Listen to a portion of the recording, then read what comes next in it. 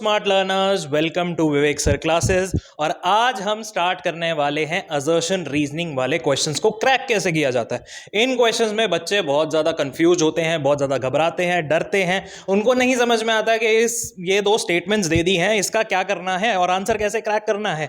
But घबराने की कोई बात नहीं है, सिंपल सी ट्रिक्स बताएंगे, सिंपल सा एक मेथड बताएंगे और सारा काम आपका आसान हो जाएगा। तो डरने का नहीं, घबराने का नहीं। आइए देखते हैं कि कैसे हम इन क्वेश्चंस को क्रैक कर सकते हैं। सो फॉर एग्जाम्पल ये क्वेश्चन है हमारे सामने, ठीक है ना। और आपको ये चीज़ हर किसी ने समझाई होगी या बताई होगी कभी ना कभी कि इस टाइप के क्वेश्चंस में आपको करना क्या है। करना यह है कि फर्स्ट स्टेटमेंट को रीड करो और जो है फिर सेकंड स्टेटमेंट को रीड करो। और क्या करना है कि फर्स्ट स्टेटमेंट रीड करिए और आपको लग रहा है कि ट्रू है, ठीक है, तो उसको रखो और फिर सेकंड स्टेटमेंट को रीड करो। जब आप सेकंड स्टेटमेंट को रीड कर रहे हैं और आपको लग रहा है कि ये भी सेंस बना रही है, ये भी कहीं ना कहीं ट्रू है, कहीं ना कहीं सही है, तो इट मीन्स कि both the statements are true. अब देखना है कि दोनों के बीच में लिंकेज बैठ रहा है। अगर लिंकेज बैठ रहा है तो ए ऑप्शन होगा। अगर लिंकेज नहीं बैठ रहा है, मतलब कि फर्स्ट स्टेटमेंट सही है बट सेकंड स्टेटमेंट आपको थोड़ी सी अटपटी लग रही है, तो ऑप्शन हो जाएगा आपका बी। अगर फर्स्ट और सेकंड स्टेटमेंट दोनों ही जो हैं उसमें कुछ गड़बड़ है, कुछ आपको लग रहा है कि फ्लॉ है, कि या तो फर्स्ट स्टेटमेंट में फ्लॉ है, अगर फर्स्ट स्टेटमेंट फ्लॉ है तो ऑप्शन हो जाएगा सी, और अगर सेकंड स्टेटमेंट में फ्लॉ है तो ऑप्शन हो जाएगा डी। ठीक है, ये तो आपको सबने बहुत बेसिक मेथड बताया होगा, ठीक है ना। और ये बहुत ही आसान सा मेथड है। अगर आप इस मेथड के थ्रू क्रैक कर पा रहे हैं then it's well and good, appreciate yourself, क्योंकि आपके कॉन्सेप्ट्स क्लियर हैं तभी आप ऐसा कर पा रहे हैं। बट ये वीडियो उनके लिए नहीं है जो बहुत ईजिली इन क्वेश्चंस को क्रैक कर पा रहे हैं। ये वीडियो उनके लिए है जो इसके बावजूद भी ऑप्शंस गलत चूज करके आते हैं, मिस्टेक्स कर रहे हैं इन टाइप के क्वेश्चन में। सो उन बच्चों के लिए, उस टाइप के बच्चों के लिए क्या कर सकते हैं हम, उनको एक छोटी सी ट्रिक बताने वाले हैं कि वो कैसे इन क्वेश्चंस को जो है 80 to 90% तक ठीक करके आएंगे। तो करना क्या है, करना कुछ भी नहीं है, बस इन दो स्टेटमेंट के बीच में एक कंजंक्शन वर्ड ऐड कर देना है। अब कंजंक्शन क्या होता है? कंजंक्शन होता है इन दोनों को कनेक्ट करना है। कनेक्ट कैसे करेंगे? हम इन दोनों स्टेटमेंट्स के बीच में लगाएंगे कुछ वर्ड्स जो कि क्या होंगे, वो होंगे जैसे कि, जस्ट अ सेकेंड, जैसे बिकॉज, वेयरएज, एंड लगा सकते हैं, ऑल्सो लगा सकते हैं, ठीक है, या देयरफॉर लगा सकते हैं। इन वर्ड्स के हेल्प से आपको क्या करना है, इन दोनों स्टेटमेंट्स को कनेक्ट कर देना है। जब आप इनको कनेक्ट कर देंगे और कोई सेंस निकल रही है, अगर दोनों सेंटेंस कनेक्ट हो रहे हैं और सेंस बन रही है, तो ऑप्शन ए आपका करेक्ट हो जाएगा। अगर दोनों सेंटेंस कनेक्ट करने के बाद भी सेंस नहीं बन रही है, या तो फर्स्ट स्टेटमेंट में कोई गड़बड़ लग रही है तो सेकंड स्टेटमेंट में कोई गड़बड़ लग रही है, अगर सेकंड स्टेटमेंट में गड़बड़ है तो ऑप्शन आ जाएगा डी, अगर फर्स्ट स्टेटमेंट में गड़बड़ है तो ऑप्शन आ जाएगा सी। और गड़बड़ कोई नहीं लग रही है, बट हाँ ये लग रहा है कि दोनों ही ट्रू हैं बट दोनों आपस में मैच नहीं कर रहे हैं। एक किसी एस्पेक्ट के बारे में बात कर रहा है, कोई दूसरा एस्पेक्ट के बारे में बात कर रहा है, ठीक है, दोनों ही स्टेटमेंट के बीच में डिफरेंस है, दोनों ही स्टेटमेंट जो है आपस में नहीं जा रही, तो तब क्या होगा, अब हमारा ऑप्शन हो जाएगा बी। सो एक बारी देखते हैं कैसे वर्क करता है, जस्ट अ सेकेंड। सो इस स्टेटमेंट को रीड करते हैं कि positive health is a state of complete physical, mental, social and spiritual wellbeing. Assertion कह रहा है कि पॉजिटिव हेल्थ जो है वो क्या है, it is a complete state of physical, mental, social and spiritual wellbeing. Okay, और रीजन कह रहा है factors that facilitate positive health include diet, exercise, positive attitude, thinking, social and social support. ठीक है जी। अब ये दोनों स्टेटमेंट आपने रीड करी, आपको ऐसा लग रहा होगा कि फर्स्ट स्टेटमेंट तो ट्रू है, और आप अगर सेकंड स्टेटमेंट के बारे में श्योर नहीं है तो बीच में हम इसके बिकॉज लगा देते हैं, ठीक है। बिकॉज लगा दिया, बिकॉज लगाने के बाद इसको कनेक्ट करके पढ़ते हैं।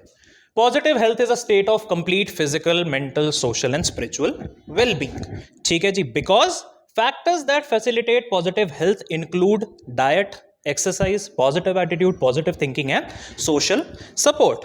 अब क्या है, जब बिकॉज हमने लगाया तो ये जो फैक्टर्स हैं ये कहीं ना कहीं ऊपर वाली स्टेटमेंट को सपोर्ट कर रहे हैं, ठीक है ना, सेंस बन रही है।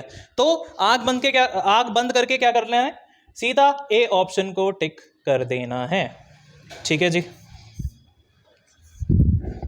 ऑप्शन है हमारा सही है यहाँ पे। ओके, क्लियर, आई होप समझ में आ रहा होगा कैसे आगे बढ़ना है, कैसे ट्रिक्स को फॉलो करना है, ठीक है।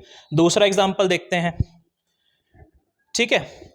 अब असर्शन कह रहा है the way we respond to the stress varies depending upon the personality, early upbringing, life experiences, everyone has their own pattern of stress response. Okay जी, रीजन है there are 3 types of stress which are physical, environmental, psychological and social, ठीक है। दोनों statements हमने पढ़ ली। दोनों ही statements पढ़ के ऐसा दिमाग में आ रहा है कि दोनों ही स्टेटमेंट्स कहीं ना कहीं अपने आप में सही हैं, इसमें कुछ भी फ्लॉ नहीं लग रहा है, कुछ भी दिक्कत नहीं लग रही है, ठीक है जी। तो जब दिक्कत नहीं लग रही है तो इसके बीच में कोई भी कंजंक्शन वर्ड ऐड नहीं करना है। सारे कंजंक्शन वर्ड सारे क्वेश्चंस के साथ नहीं जाएंगे, आपको अपनी थोड़ी सी सेंस भी लगानी है। ओके जी, सो होगा क्या कि हम ने ये पढ़ लिया, ये भी पढ़ लिया, दोनों ही स्टेटमेंट्स कहीं ना कहीं ट्रू है, बट एक दूसरे को सपोर्ट नहीं कर रही हैं, ठीक है। क्यों? क्योंकि ये जो है ये स्ट्रेस रिस्पॉन्स की बात हो रही है, ये जो बात हो रही है ये टाइप्स ऑफ स्ट्रेसेस की बात हो रही है, ठीक है। दोनों ही अलग अलग टॉपिक्स हैं।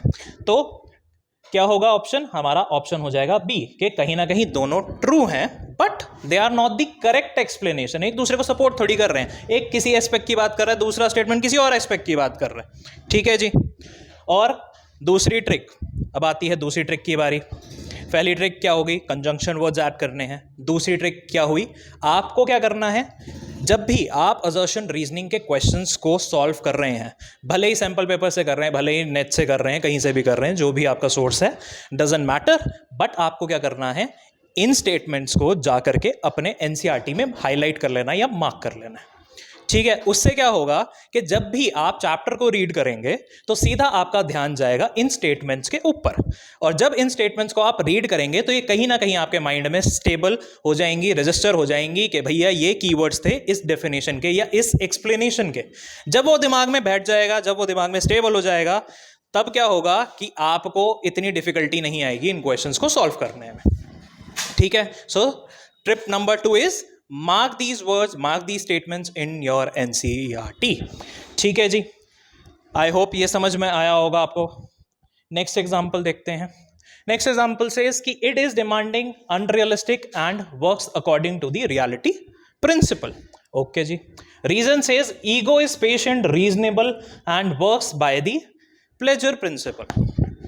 दोनों स्टेटमेंट पढ़ी, दोनों स्टेटमेंट पढ़ करके कुछ अटपटा तो जरूर लगा होगा, ठीक है ना। हालांकि ये एक ही कंसेप्ट के, एक ही थ्योरी के पार्ट हैं, बट आपको सही में कुछ ना कुछ लगा होगा कि नहीं, there is something that is here and there. तो दिक्कत एक्चुअल में है, एक्चुअल दिक्कत ये है कि फर्स्ट ऑफ ऑल ईगो जो है मतलब कंजंक्शन में तो काम करते हैं, बट इनके बीच में अगर कोई भी एडजेक्टिव लगाएंगे, कंजंक्शन लगाएंगे तो सपोर्ट तो नहीं करेगी ये स्टेटमेंट। बट होगा क्या कि it doesn't works upon reality principal.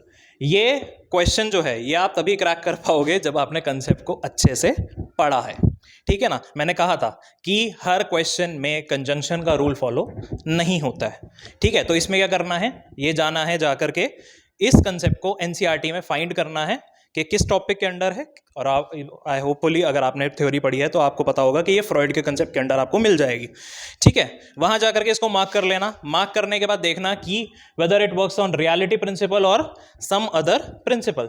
Similarly ego also doesn't work upon the pleasure principle, ठीक है ना। ये दोनों ही स्टेटमेंट्स जो हैं वो फॉल्स हैं, ठीक है।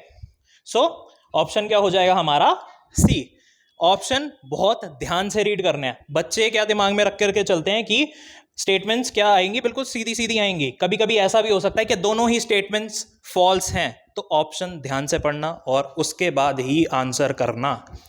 Blindly option A B C D नहीं करके आना है, ठीक है जी। ओके, अब हम देख लेते हैं अपना last option, last example. So last example says कि aptitude refers to the individual's underlying potential for acquiring skills. Okay. Reason क्या है? रीजन कह रहा है aptitude tests are used to predict what an individual will be able to do if given a proper environment and training. Okay, हमने पढ़ लिया, हमें समझ भी आ गया, ठीक है ना। दोनों स्टेटमेंट्स पढ़ के हमें जो है सेंस लग रही है कि दोनों स्टेटमेंट्स ट्रू हैं, ठीक है ना। अब इसके बीच में अगर बिकॉज लगा देते हैं, ठीक है, या फिर अगर आप देयरफॉर भी लगाएं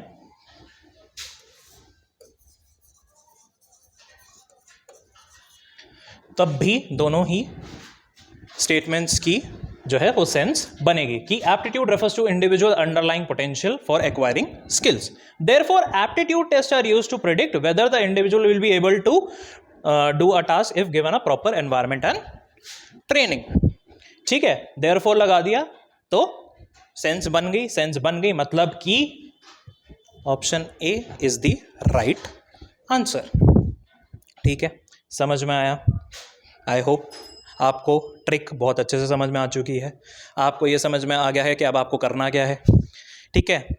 और अगर आपने हमारी MCQ सीरीज़ जो चल रही है ऑलरेडी यूट्यूब पे, हमारे ही चैनल पे विवेक सर क्लासेस पे, अगर नहीं देखी है तो जाकर के देखो और जाकर के ट्राई करो आंसर करने का। अगर आंसर आपके दिमाग में आ जाता है तो उसको कमेंट भी करना है, ठीक है ना। So I request you to follow my tips, and for more such videos please like, share and subscribe to our channel. Also there is an offer for you कि अगर आपको ऑनलाइन या ऑफलाइन क्लासेस हमारी attend करनी है तो crash course चल रहा है 40% डिस्काउंट पे, उसके लिए आप हमें कांटेक्ट कर सकते हैं, डिटेल्स डिस्क्रिप्शन में दी हुई हैं। तो प्लीज़ हमारे चैनल को सब्सक्राइब कीजिए, फॉलो कीजिए और प्लीज़ थोड़ा सा सपोर्ट दीजिए। Thank you.